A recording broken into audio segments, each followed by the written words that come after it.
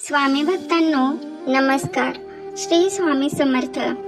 आपण आज या व्हिडिओमध्ये व्रत संकल्प कसा करावा ते थोडक्यात पाहणार आहोत. आपण जे व्रत करतो त्यामागचा हेतू काय आहे हे आपल्या मनामध्ये पक्के ठरलेले असते आणि स्वामींना ते मनोमन समजलेही असते.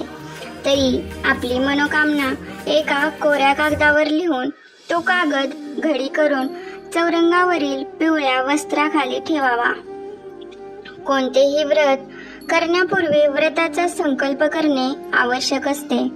आपण व्रत का करत आहोत हे आवाहित देवतेला सांगावे लागते. हे व्रत फलदायी व्हावे यासाठी श्रद्धा असावी लागते. व्रताच्या नियमांचे पालन करावे लागते आणि आपल्या इच्छा पूर्ण करण्यासाठी देवतेने यावे त्यासाठी या श्रद्धेचे नियमांचे पालन आम्ही करू असे आश्वासन द्यावे लागते. मगच देवतेचे आवाहन करता येते.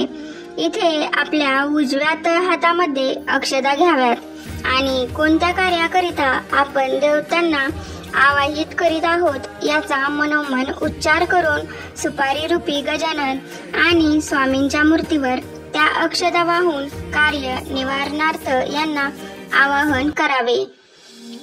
पंचपात्रातील पाणी पळीने उजव्या हातावर घ्यावे. श्री गणेश कुलदैवत श्री स्वामी समर्थांचे स्मरण करावे.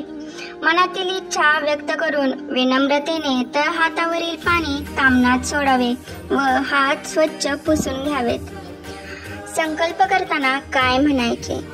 संकल्प करताना श्री स्वामी महाराज हे विघ्नहर्त्या, तुम्ही भक्तांचे रक्षण करणारे, मनोकामना पूर्ण करणारे भक्तवत्सल आहात. मी आपणाला शरण आलो आहे. माझा सांभाळ करा आणि स्वतःचे नाव गोत्र सांगावे. वार पुन्हा दिनांक या गोष्टीही सांगाव्यात आणि आपली मनोकामना पूर्ण व्हावी यासाठी स्वामींकडे प्रार्थना करावी. यासाठी आपले व्रत करून आपणास आवाहित करतो आहे. आपण येऊन माझे संकट निवारण करावे अशी मी आपणाजवळ विनम्र प्रार्थना करतो आहे असे म्हणून स्वामींना नमस्कार करावा.